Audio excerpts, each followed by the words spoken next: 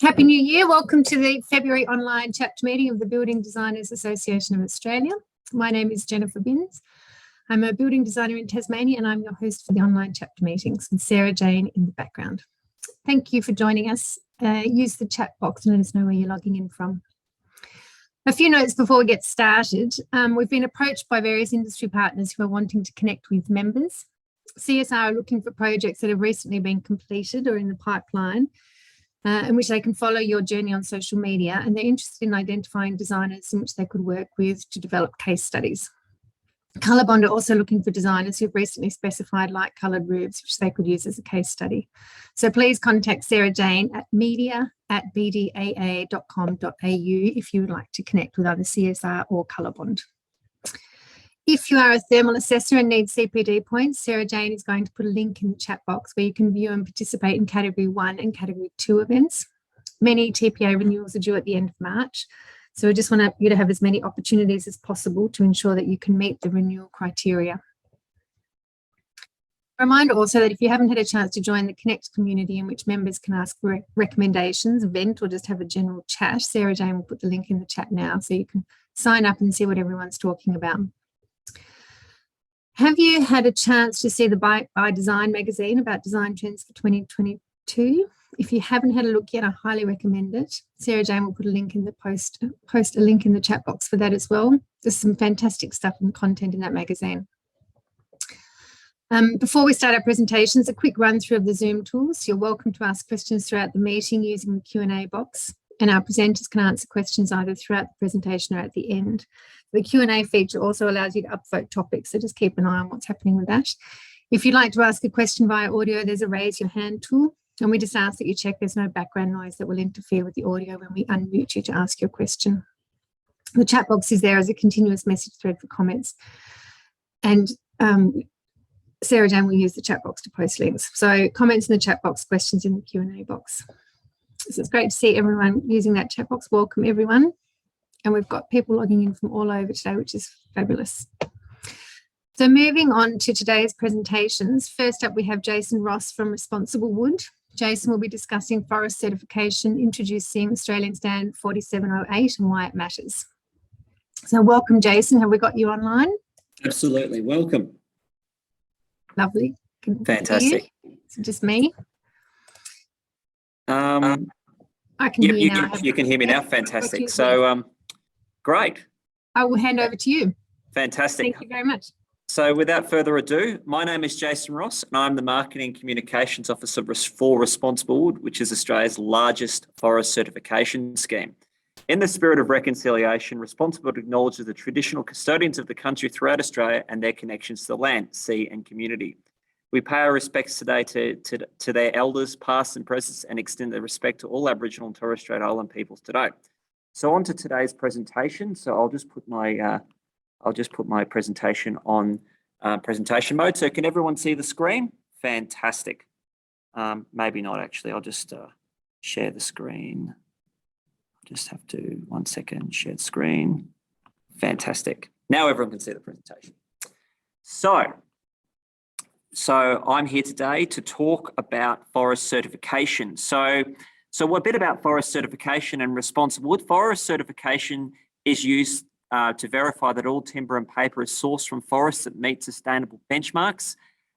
Forest certification can be used to demonstrate timber legality and is used by a number of building schemes to validate the sustainability of the timber in building materials, such as the Green Building Council. I've got a bit of a poll question to ask everyone today, and that is, have you heard of forest certification before? So answer yes or no. So I'll give everyone a chance to get your answers in to see who has heard of forest certification to ascertain a bit of an understanding. So have we got any responses or? Great. So we've got about 50-50. So sort of what I expected. So I'd like to ask the next question, which is, have you heard, for those that have heard of forest certification before, do you recognise the following logos? PFC, FSC, or neither? So I'd like to get everyone to sort of get their thinking caps on to see if they can answer a question about that. So I've got a bit of a Bit of a lag there. So as we're answering those questions, I'll introduce myself. So as I said, Jason Ross from Responsible Wood. We are the PEFC scheme in Australia. So as you can see, there's a bit of a mixed bag. Some people have heard of PEFC, many of you have heard of FSC, and a lot of you haven't heard of either. So I'm here today represent Responsible Wood, which is the PEFC scheme in Australia. And globally, as I said, there are two schemes around the world, and that is PEFC, which represents around 67% of global certified forests, and FSC, which is around 33%. And as I said before, in Australia, the PEFC scheme is Responsible Wood, and we manage the Australian and New Zealand standards for sustainable forest management. And indeed, part of today's conversation is around actually introducing AS 4708, which is the new sustainable forest management standard. So a bit about PEFC before I dive into the standard. PEFC is a global umbrella of organisations around the world. In a similar way to FSC, we've got all these different countries around the world that have PEFC endorsed schemes. It's important to note that PEFC, like FSC, is a voluntary scheme. So even though you've got a scheme in many of these different countries, it doesn't necessarily mean that the timber at the source and in the origin is certified. So it's really important to ask for full certification on the timber, so to demonstrate that the timber at its origin is subject to certification through the supply chain as well. And I'll go through a bit of that about that later on as well. So I guess the concept of sustainable forest management is born of this principle known as healthy forests, healthy communities, and healthy workers. And that is to maintain the health and vitality of forests, protect the ecological important forest areas, prohibit forest conversions, avoid genetically modified trees, and prevent unauthorised illegal logging. We're also involved with ensuring the health and well-being of forest communities, respect forest multiple functions in the rural development, recognise the Indigenous peoples' free, prior and informed consent, protect sites with recognised specific historical, cultural, spiritual significance, and safeguard fundamentals to meet the basic needs of local communities. So when we look at forest certification, and when you're looking at the PEFC or Responsible logo on a product, it's about ensuring that a number of baseline requirements in the forest and through the supply chain are maintained and are subject to independent third-party verification as well. So a bit about PEFC. We're a not-for-profit global organisation, one of the world's leading certification systems. It was born originally from small and family forest owners in Central Europe. Over the last 20 years, it's expanded to become a global organisation.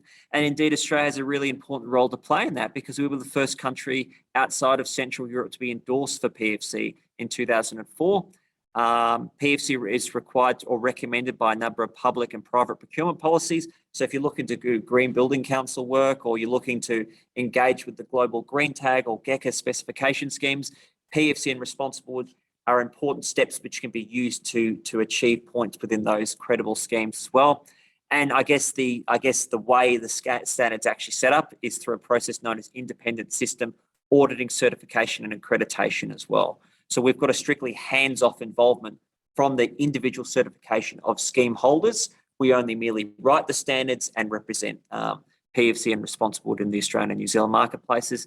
It's important to mention that with the advent of the UN Sustainable Development Goals, PEFC and Responsible have done a lot of work to align our new AS 4708 standard to meet the 17 Sustainable Development Goals. And we've got some great material about how we demonstrate that as well. So Responsible in Australia, as I mentioned before, forest certification, 124.7 million hectares of total forest area in Australia. Of those, it's now up to 14 million hectares of Australian forest are covered by the Responsible scheme, and that represents around 94% of commercial forests in Australia.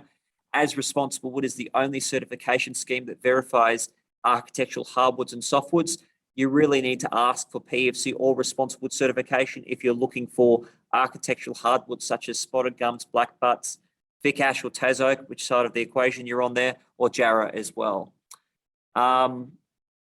I mentioned before the new standards, so we've got a suite of standards that we're happy to help you with as well. So we've got our new AS 4708 standard, which we published in December 2021. Which is very new into the offering, and we're actually working on some launch strategies for that document at the moment. That document is available for download from our website free of charge. We also have AS 4707, which is the equivalent chain of custody standard. And it's important to mention with chain of custody, it's about verifying and demonstrating that the integrity of the sustainable origin of the timber is maintained through the supply chain. So when we talk about a formal claim on the timber, it's about ensuring that the timber is from a sustainable source and it is not compromised through that supply chain as well. And underpinning that is a variety of different PFC meta standards as well. These are the two standards I mentioned, and they're freely available for download from the responsible.org.au resources page as well. So we mentioned before market drivers for certification. We often get asked questions in this setting around why we need certification and who's asking for it. Well, I can tell you that we work very closely with the Green Building Council. Equivalent state and federal government procurement requirements are increasingly asking for certification on timber.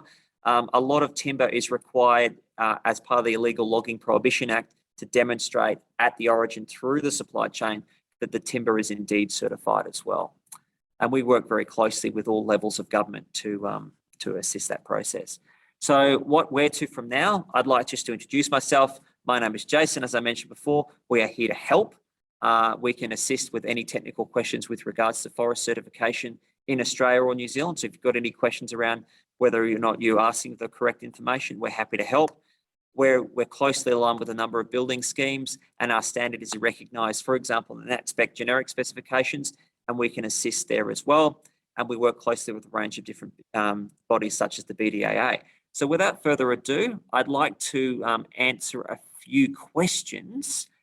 So the first question I've got to ask is, we mentioned responsible wood and PFC, and indeed, is it possible to be PFC certified and responsible wood certified? The correct answer to that is yes. If you are responsible wood certified, you're automatically PFC certified. However, if you are PFC certified, you're not necessarily responsible wood certified. Responsible wood is just to guarantee that the timber meets the Australian PFC scheme. So it's all about ensuring that it's from an Australian forest through an Australian supply chain. But because of a process known as mutual recognition and international endorsement, PFC and responsible wood both have recognition under the PFC scheme as well. So if you have any questions about that, happy to answer it. In the past, my builder and supplier has told me that responsible wood and PFC certification is unattainable. Is that true? And what can we do to find PFC and responsible wood certified timber? Now, that's a really good question. And the answer to that is there's a knowledge gap in the supply chain. 94% of timber in Australia through the Australian forest is eligible for certification. A number of different supply chains have certification.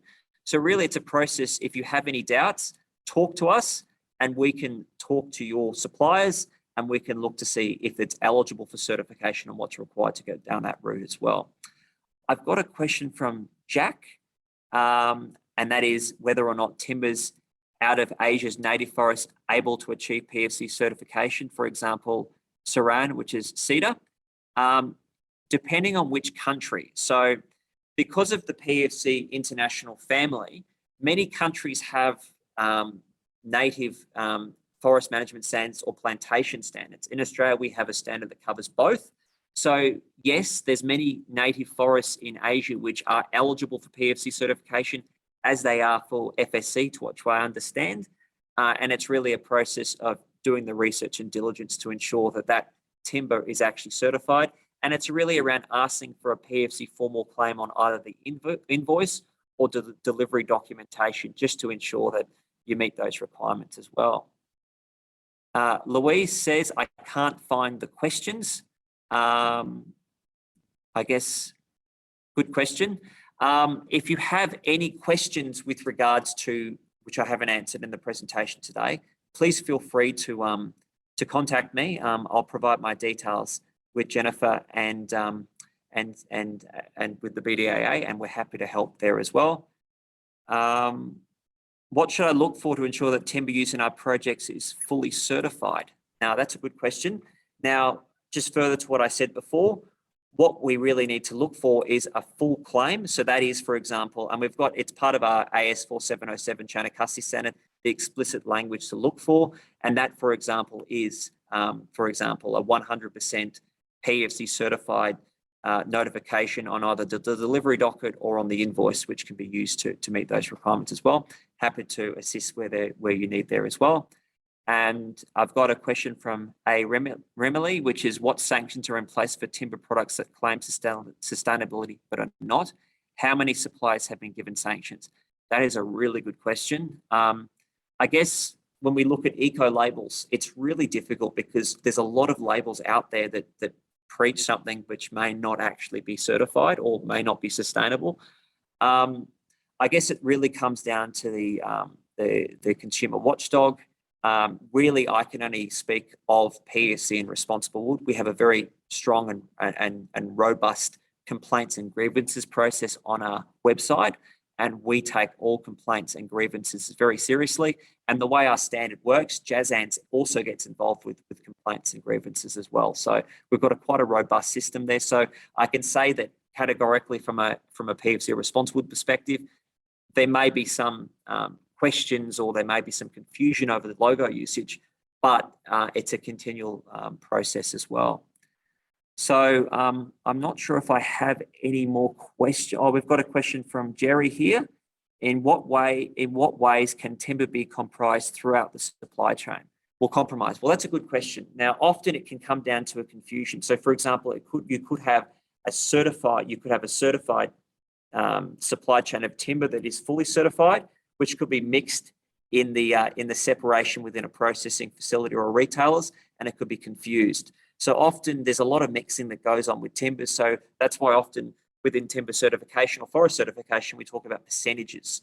So, yeah, the important thing is that if it's actually subject to a formal claims process, that particular timber is actually assessed by a third-party auditor through their audit or their annual certification process as well. So that's an important consideration as well. And that's why really I'm here today to talk to you about formal claims. And if you've got any further questions around what you should explicitly ask for in your specifications, I can help with that as well. Thank you very much, Daniel, for that piece of advice as well around the presentation.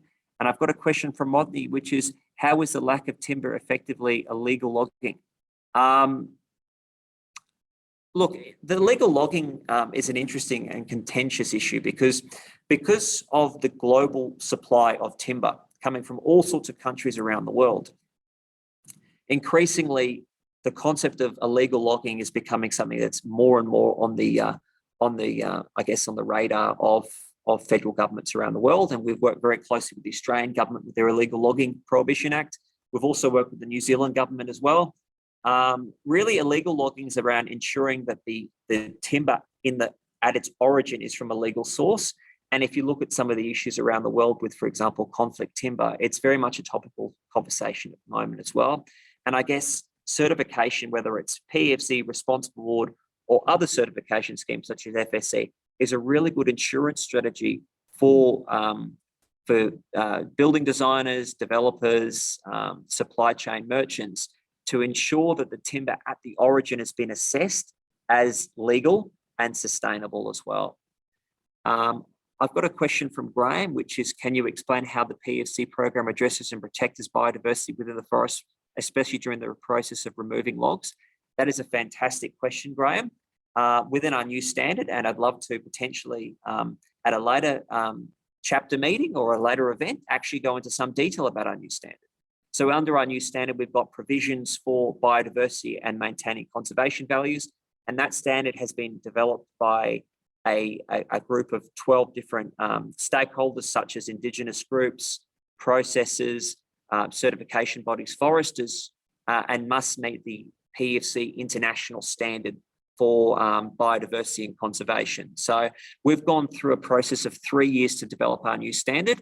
It's been assessed by a variety of different independent third parties for its strength and robustness, which we're in the process of working with them at the moment.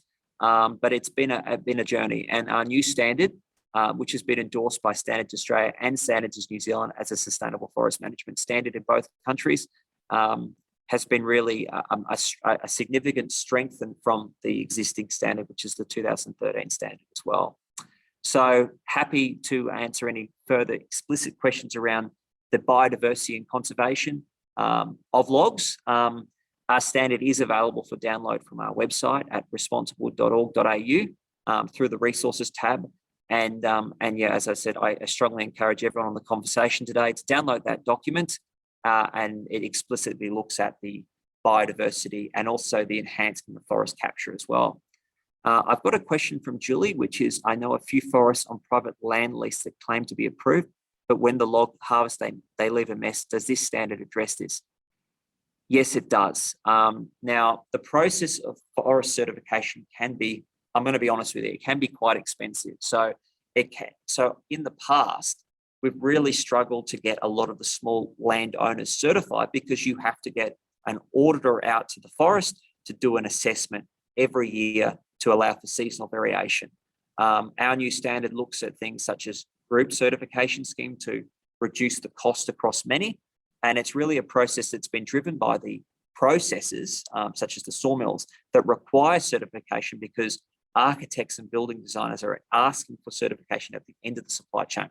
So the way to reduce leaving a mess and to ensure that the standard addresses this is really to actually ask the question about certification, to put the pressure on the, I guess, the private forest owners to engage with our standard, because if they engage with our standard, there is requirements for rejuvenation and renewal within that standard as well.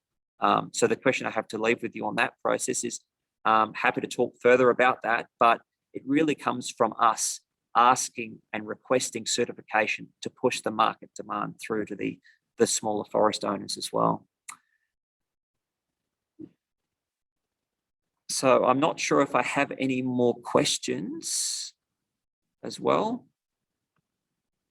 But I'd like to, I guess, if I have no further questions, I'd like to leave one last Q&A, which is, if you've enjoyed today's session on forest certification, would you like us to appear again to talk about explicit matters about our standard or forest certification generally, global timber, illegal logging, etc.? So if you would like to hear from us again, please let us know in the Q&A, and we'd love to present to your forum again. Thank you very much, Jason. That was really interesting. So if there's any more questions, please, you can still post them and we can get Jason to have a look if he's able to stay online, or we can send something through to you. So that was great. So just a note too, the BDAA is working with Responsible Wood to bring you a big timber event. So that's where all the key players in the industry will be attending, and it was initially earmarked for face-to-face in Victoria, but with COVID has had to be postponed. So the proposal is to do it online now and then arrange a more intimate face-to-face event when COVID calms down. So Sarah Jane's going to put up the sign up page in the chat if you want to be notified about the big timber event. All right, thank you very much, Jason. Thank you. So our next presenters are Jeremy Ross and David Morgan from Artibus. Jeremy and David will be working through the opportunity for industry stewardship that the reform agenda presents, and this is putting the skills and workforce development function in the hands of the industry. So there's once in a decade opportunity for design businesses to help shape their future. So have we got you online, Jeremy and David? I think we're not quite ready. Here we are. I can see Jeremy's coming online.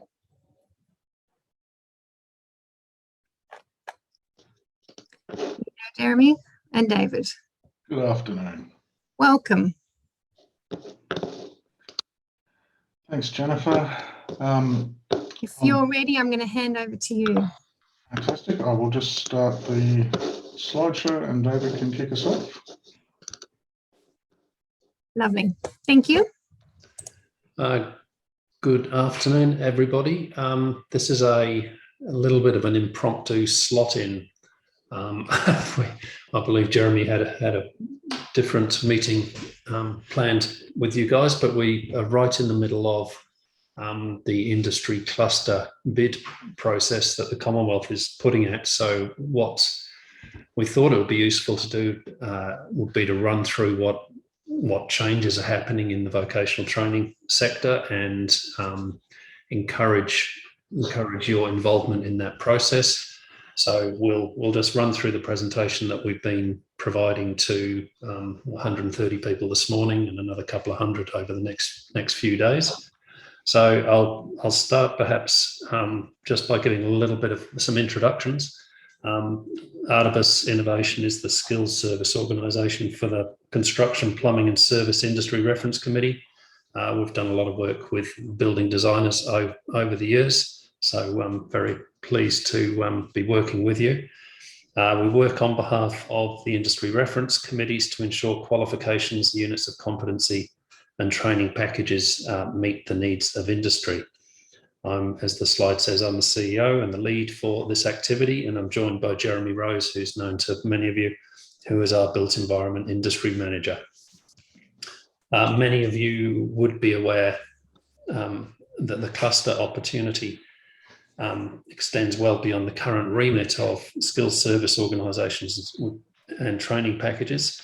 And we are joined in this bid with a New Zealand group because the current bid requirements have strong similarities to the New Zealand system.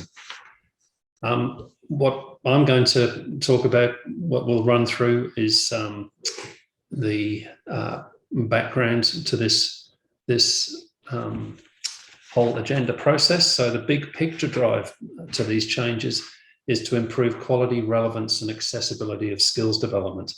In a sense, all roads lead to these three measures: quality, relevance and accessibility.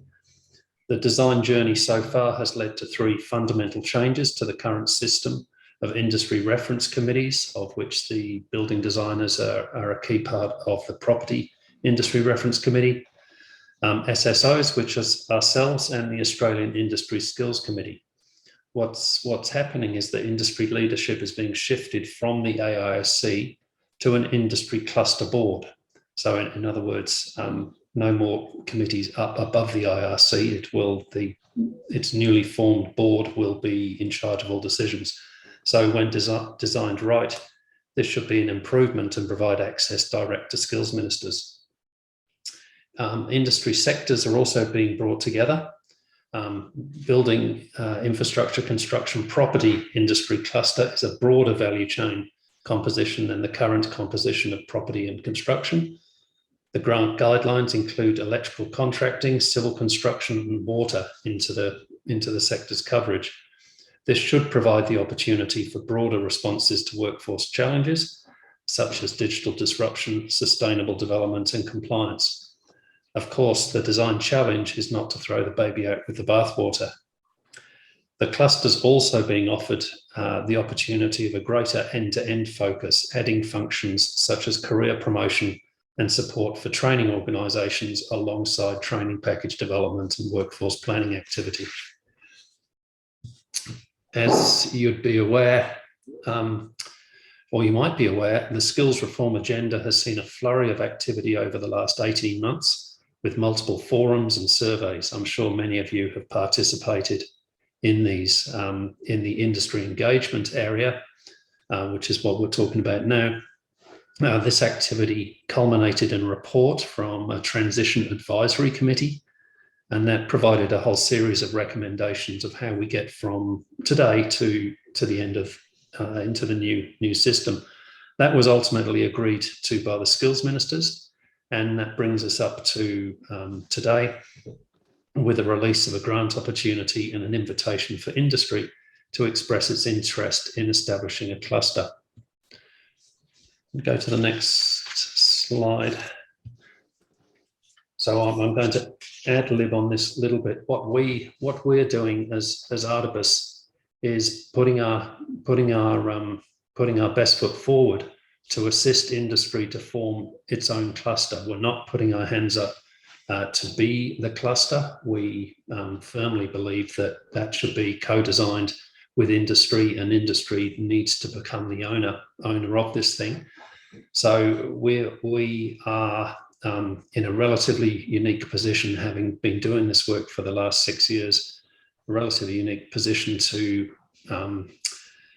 get some first-hand knowledge of what works well and what doesn't work, and to put together a plan of attack to try and give everybody the opportunity to have their say on what this should look like. We are, I think, different to others who are putting their hand up to do this job. We're doing this openly and publicly and transparently, and inviting everybody onto the bus, if you like. And we will hopefully get to a stage where we have a good groundswell of support for a bid that's going to work, the most ideal platform we can put together, put it that way. So we've been taking people through this co-design process. We haven't been taking on any sort of challenging questions. We've simply been gathering information and then putting it back out to everybody to see who can be involved. So I'll hand over to Jeremy to talk about the particular focus. Thanks, David. As David said, there's a fair bit in this model that's already fairly well defined, at least at a high level. The overall structure and function of these new organisations, the new cluster organisations, has been well described in lots of government briefings, but it's not fully clear. And what we're focusing on today is the expectations of stakeholders of the new system and what we must do in order to fix any problems with the current system, and how do we add value as we move into a new system. So again, a little bit ad-libbing. This presentation was built around one subject, but we'll cover, I think, the three key areas. Industry stewardship is sort of the headline, followed by workforce planning and implementation, promotion and monitoring. So all of these relate to workforce development, skills development, making sure that industry has access to the workforce it needs with the skills it needs when it needs them. It's a fairly significant expansion of the function of the existing arrangements. And because the primary driver is to put industry at the heart of the equation, our opportunity to talk to you today is fairly important, because we would like your input and your thoughts to help us shape a system that is going to provide the skills development framework for you going forward. So rather than focusing in just on the industry stewardship, I'll try and incorporate the three concepts, because they all interrelate and they're all sort of tied up underneath the industry stewardship. We will happy to take questions through this, but we won't have a lot of time. At the end of the presentation, there's a QR code with a survey link. If you'd like to put information or put questions or comments or thoughts to us through that survey process. Also happy just to receive questions via email. Feel free to reach out if you want to discuss this further and what the opportunity looks like. So our process is around the co-design that David mentioned. We're working through understanding what the objective is. A lot of this is driven by a lot of government consultation. The Commonwealth's been out talking to people for the last several years, or in fact decades, about the priorities, understanding what the objective is, and industry leadership has always been on that agenda. The interesting part with the shift to the proposed model is the language has changed subtly. It's gone from industry leadership to industry stewardship. That shift is subtle, but it's important, because stewardship is the job of supervising and taking care of something. So what they're really doing is handing the cluster organisation the job of oversight that comes with a duty of care. So what they're looking for is a duty of care that goes beyond the individual interest or the business interest or even the sector interest, and looks at the overarching industry cluster and making sure industry is driving that agenda. We are also cognizant that there's a lot of challenges that we have to address. So understanding what things that we're trying to fix out of the current system, what things the new system can bring that are going to add value. There's, in the stewardship space, there's been a lot of challenge around smaller players not feeling that they have a voice in a system because it is a national system, that rural and regional businesses miss out on the opportunity. The system's very complex. It's been very siloed in the past, and hopefully this reform agenda brings a little bit more clarity by having all of the different elements of the system under one organisation's leadership. We are understanding all of these challenges and looking towards the future to make sure that we have a system and a cluster organisation that can demonstrate true industry stewardship, and that is helping to improve the industry engagement opportunity, provide better mechanisms for gathering industry intelligence. It's about forecasting emerging trends and skills needs. So things like sustainability and sustainable development that are really starting to shift the nature of work and the skills required to do it need to be addressed proactively. Developing policy and advice that represents the whole built environment cluster, and making sure that those regional and rural voices are well heard and well valued in amongst the noise of a very big, very important cluster in the Australian economy. What we're seeing is that the cluster has an opportunity to add significant value, but to do that, the cluster must be the industry steward. To be successful, it must have the trust and respect not only of the sectors that it represents, but also all of the other stakeholders in the vet ecosystem. It must have the credibility and standing to inform policy and represent industry needs right up to the skills ministers.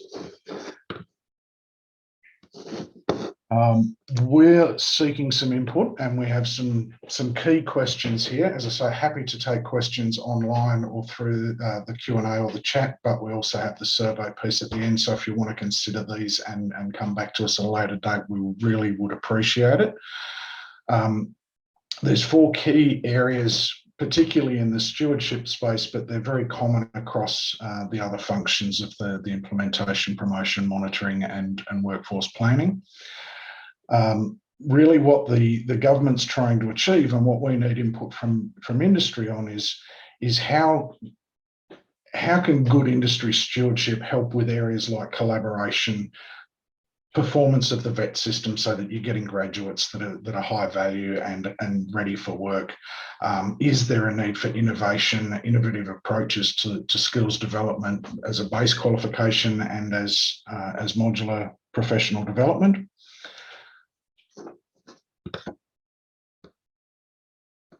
So our first question is around how the cluster can collaborate, how it can support innovation, and what good performance in an engagement system looks like. The job of stewardship does rest with industry. The vet system also has a lot of other stakeholders, and this process is adding to that list. We're putting industry in the lead, but they need to work with an increasing number of other players, so people who are providing career advice and pointing people towards design careers. Do they have the tools they need? If people are delivering training to design students, or thermal performance assessors, or landscape designers, all of those fields, do they have the tools to do it well, to do it consistently, so that industry can rely on the outcomes? We need to make sure that industry has that connection to all of the stakeholders in this world. So any thoughts on how that might reflect your perspective as employers would be really useful to us. The other area that we're looking at is making sure that we are able to connect with employers of all sizes around the country. Building design thermal performance is not really populated with huge numbers of very large businesses. There's a lot of small practices. There's a lot of people in rural and regional areas that we need to connect with. So I'd really appreciate thoughts on how best to connect with you and provide opportunity to engage in all of the work that the cluster is likely to undertake. And that could be identifying skills needs and future trends. It could be the training package development. It could be training resources. It could be validating those ways to make sure that they work for you in your place, in your business. It can be career promotion. It can be a whole range of things that fall within the remit of the cluster organisation. Obviously, we'll continue to work very closely with BDAA through this process, and I'm sure they will continue the excellent work they do in representing the needs of the sector at a national level, but we would like to directly engage with employers where possible as well. The other two areas that are, sorry, screen flopping around. The other two areas that are fairly important to us going forward is particularly around the emerging skills needs. One of the big complaints with the current system has been around the speed to market challenges. The system can be quite slow to respond when we're working with a nationally quality assured, signed off by every state and territory and through 3 layers of bureaucracy to get a national product out that then has to be implemented. So we're looking at how the cluster could improve speed to market, improve its responsiveness, being able to better address emerging needs. And that's probably led through the function of workforce planning. So some actual conscious work of understanding what the current landscape looks like in terms of workforce and skills and capability, overlaying that with future trends and scenarios, using a lot of data of workforce makeup and location and demographics, and then forecasting what the future workforce needs are in the context of a very rapidly evolving technology landscape. So we're definitely interested in thoughts and ideas and input, and particularly at this stage, what mechanisms are going to be most useful for you to contribute those perspectives to the cluster organisation. So how can we foster that innovation? How can we engage effectively with industry to get this input in a timely manner so that the system can respond to it? From here, we are looking to collect as much input as we can. So the QR code is here. I will get the link into the chat for you as well, so that you have a record of it. We would really appreciate as much input from industry as possible, because this is, as the intro said, it's a once in a decade opportunity to shape the structure of this system, and this system will likely be in place for some time to come as the stewards of the skills needs of the industry. So, David, you wrap up with some. Yeah, I just like to, I guess, applaud, if that's the right word. A comment from Michael Davis in the chat: is this presentation a managerialism joke? What we've presented is the almost verbatim the government aspiration of this is what the new system must do. What we are seeking your input and thought and discussion as a important sector of this new cluster is, underneath all of the managerialism, how is it going to best work for you? How do we cut to the chase, make sure that building design is appropriately represented and appropriately influencing the cluster that will become construction, property, civil construction, electrical and water. So it's there are multiple opportunities in between all the managerialism, which do require both some awareness on your part of what's going on, but also some consideration, collective consideration around how this is going to work best for you. That's all we're after, and that's I do thank you for the opportunity, even though on our side it was very much an impromptu jump in to fill a spot. So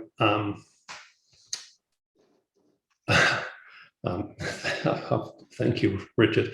I won't carry on the conversation.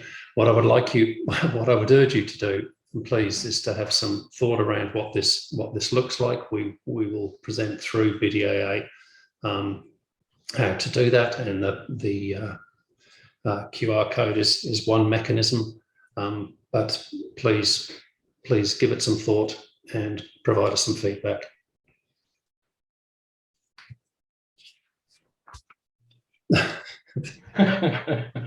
Thank you, George, as well. I'm not sure that it would change the situation too much, George, but we can give it a crack. Thank you very much, Jeremy and David. So are there any other questions to come in? Here we go. Jax, can you see the questions, or would you like me to read through it? No, well, one from Jack Beryl.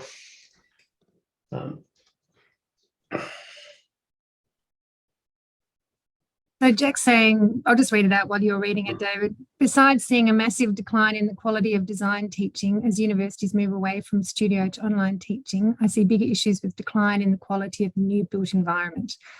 PM seem to lead contracts, change specifications for cost savings, and they carry no liability. In contrast, building inspectors and other consultants take on more and more liability. Bringing the two issues together, why employ young designers with low-level training as we take on more risk in the environment? PM-led contracts on buildings.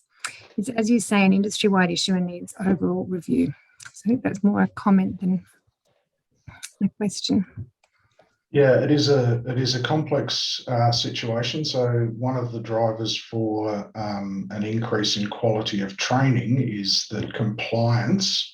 And Shergold Weir report, the Building Ministers Forum, New South Wales Building Commission, the whole push for accredited practitioners is all about driving up the quality. But if you're going to drive up the quality of the practitioners, you need quality of education to support that.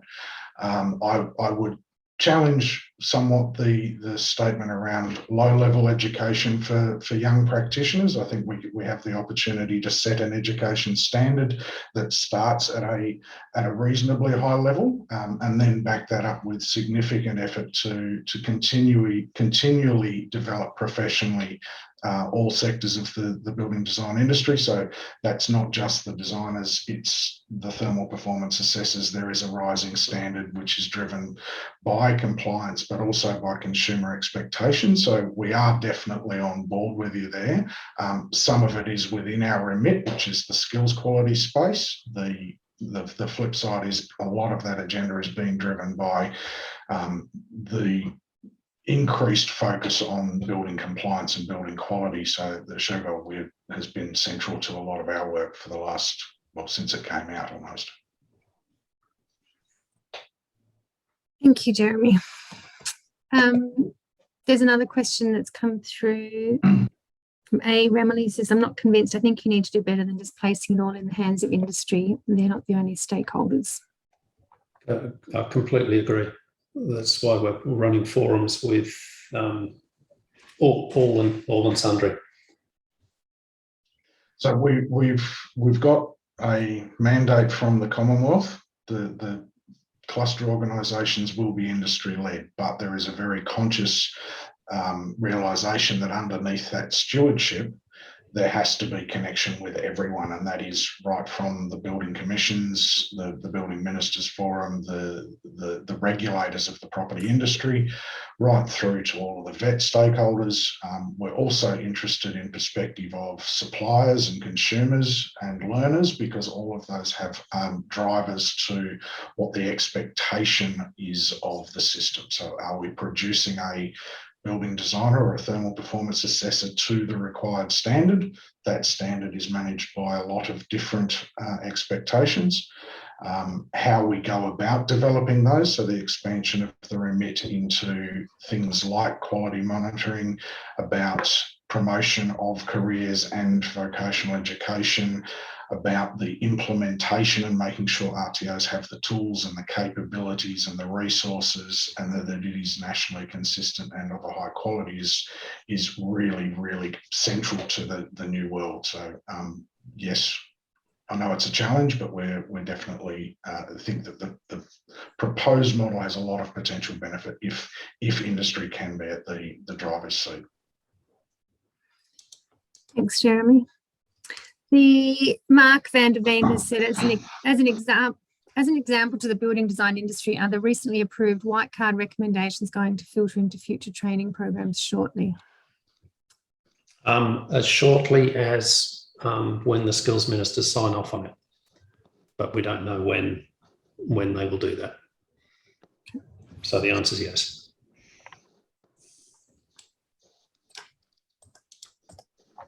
Well, hopefully there will be a high level of engagement with the process. Thank you very much for your presentation. So there's a link. The QR code will link you through to the survey. I'm not sure whether Sarah Jane has posted in the chat box. The survey link is now in the yes, chat box. Yep, lovely. Thanks, Jeremy. There's another question in the chat box. What's the benchmark for gauging the standard of training for thermal assessors, e.g. do we compare against other organisations like Leeds? That's an Not industry. sure. That's an industry standard. So I'll flip off my Artibus hat and put on a different one. I'm actually involved in the BDAA Climate Committee, Climate Action Committee, and we've been spending a lot of time looking at the net zero discussion, which is very heavily reliant on thermal performance assessors. So the standard that's being driven by particularly NATAs as a minimum standard. The role that BDAA and ABSA have as an accrediting or a body, setting, you guys actually define your own standard to hold thermal performance assessors too. Right. I think unless there's any more questions, we might wrap things up. Thank you very much for your time and the information, and no doubt we will talk more. So I think this meeting, BDA members will need to use their app to manually log the point for this meeting. Everyone that has attended will receive a certificate. So if you can just manually add it using your app, because there's no QR code for this first meeting. The next meeting is going to be held on the 1st of March at 1 p.m. So keep an eye out for the registration email as it comes through. Thank you very much to our presenters today, and thank you for everyone that contributed questions and joined in the discussion. And we will look forward to seeing you in March. All right, bye for now.